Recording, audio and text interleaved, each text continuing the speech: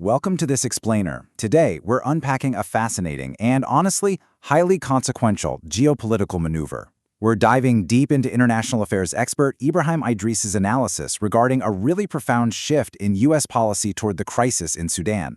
Now, if you've been following the region, you know this conflict is just deeply entrenched. But Idris suggests we're entering an entirely new and much more aggressive phase of international response. Let's get right into it. So we have to start with this big central question. Has the U.S. finally changed its strategy in Sudan? I mean, for months, we've watched these exhaustive diplomatic efforts unfold, right? We saw the talks in Geneva, we saw the summits in Riyadh, and frankly, as Idris points out, these efforts largely failed to actually halt the conflict. But now, according to his analysis, we're seeing a major pivot. The U.S. is moving away from just diplomatic persuasion and leaning heavily into a new, far more aggressive legislative approach, designed to essentially force an end to the fighting. To really understand this maneuver, we're going to look at 4 key areas today. First, the U.S. policy shift. Second, choking the funding sources. Third, regional coordination in Cairo. And fourth, the indirect application of Chapter 7. All right, Section 1, the U.S. policy shift. Think about the past international response. It really just relied on strongly worded condemnations and, well, failed talks. What Idris notes now is a total pivot away from that passive diplomacy.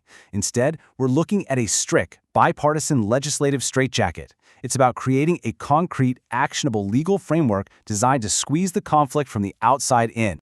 And, this strategy definitely didn't just appear overnight. Back in January 2025, the U.S. imposed direct sanctions on Armed Forces Commander al-Burhan. Idris's analysis shows how that move really set a precedent.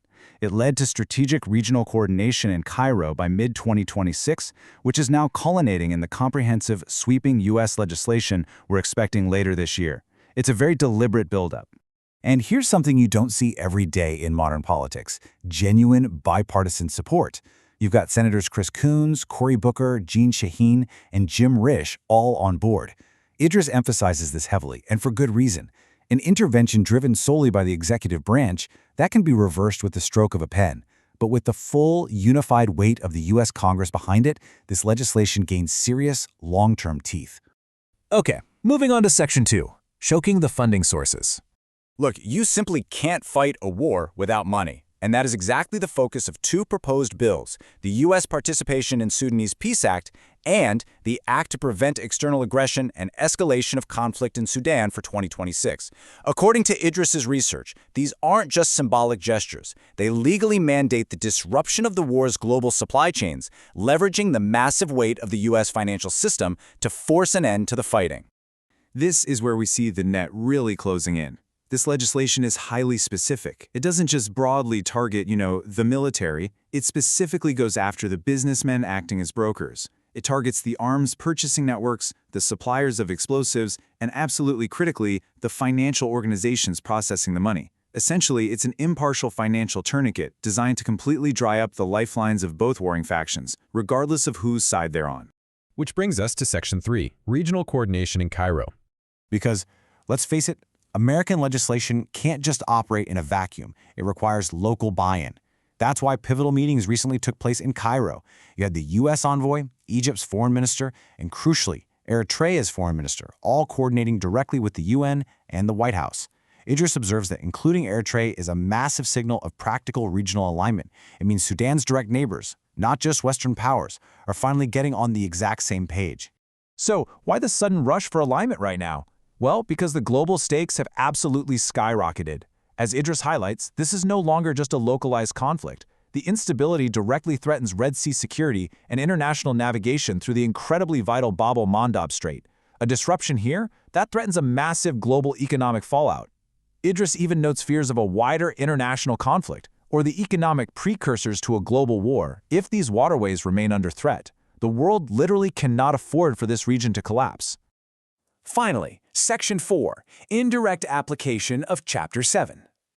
We really need to address the military question here and clarify a major myth right off the bat. The U.S. is not deploying American troops to Sudan. Idris makes it exceedingly clear that U.S. boots on the ground are highly unlikely. Instead, the reality is that the U.S. is preparing to provide massive financial and legislative backing for a U.S.-funded African force, which will be tasked with securing safe zones and humanitarian passages. Now, for this to actually become a reality on the ground, a very specific sequence has to happen. First, a political agreement, which totally explains the intense shuttle diplomacy we're seeing right now. Second, obtaining an international UN mandate. And third, the actual deployment of the African Union force. Idris points out a real breakthrough here. Previous legislative hurdles in Washington regarding exactly how to fund an AU force, those are now actively being resolved.